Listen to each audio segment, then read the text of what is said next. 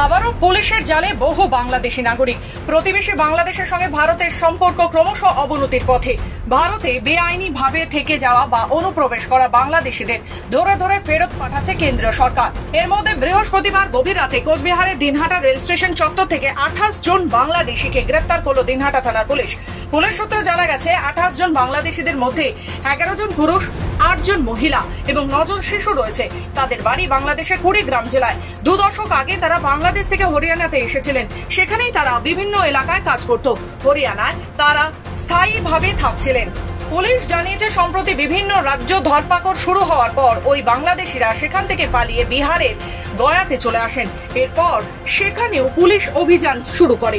সেখান থেকে তারা বৃহস্পতিবার গাড়িতে করে দিনহাটা শহরে আসেন। প্রবল বৃষ্টি হওয়ায় গভীর রাতে তারা দিনহাটা রেল স্টেশন চত্বরে আশ্রয় নেয়। পুলিশের একটি টিম তাদের জেরা করে জানতে পারে তাদের পরিকল্পনা ছিল দিনহাটা থেকে সীমান্ত পেরিয়ে বাংলাদেশ চলে যাওয়ার, কিন্তু তার আগে পুলিশের হাতে তারা গ্রেফতার হয়। এই বিষয়ে সাংবাদিক বৈঠক করেন কোচবিহার জেলা অতিরিক্ত পুলিশ সুপার কৃষ্ণ গোপাল মিনা। তিনি বলেন, সূত্র মারফত খবর পেয়ে পুলিশ দিনহাটা স্টেশনে অভিযান চালায়। অভিযান চালিয়ে তাদের সন্দেহজনক মনে হওয়ায় তাদের জিজ্ঞাসাবাদ করে জানা যায় তারা বাংলাদেশি। তাদের বিরুদ্ধে নির্দিষ্ট ধারায় মামলা রুজু করে গ্রেপ্তার করা হয় এবং তাদের আদালতে পেশ করা হয়। আমাদের কাছে স্পেসিফিক ইনফরমেশন ছিল, আমাদের যে নাইট পেট্রোল থাকে ওরা অ্যালার্ট ছিল।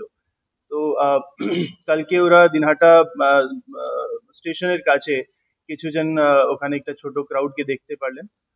সাসপিশনের আধারে ওদের যখন জিজ্ঞাসাবাদ করা হয়, ইন্টারোগেশন করা হয়, ওরা বলল যে ওরা বাংলাদেশি ন্যাশনালস, আর অনেক সময় ধরে ওরা হরিয়ানাতে ছিল। তারপরে হরিয়ানা থেকে এরা চলে এলো বিহার, এন্ড বিহার থেকে এরা শিলিগুড়ি হয় কালকে এরা এসেছিল কুচবিহার। তো এখানে আমরা যখন জিজ্ঞাসাবাদ করে আমরা জানতে পারলাম যে টোটাল 11 জন মেল, 8 ফিমেল আর 9 জন মাইনার্স এদের সাথে ছিল। এরা অনেক সময় ধরে as labourers in brick kiln, যে ইট ভাটা যেটা থাকে ওখানে কাজ করতো অ্যাজ লেবারার্স। আর কালকে আমরা এদেরকে অ্যারেস্ট করেছি, ফরেনার্স অ্যাক্টে আমরা কেস করেছি। এদেরকে আজকে আমরা কোর্টে পাঠাবো। কোচবিহার থেকে মজনুর রহমানের রিপোর্ট, খবর বাংলা।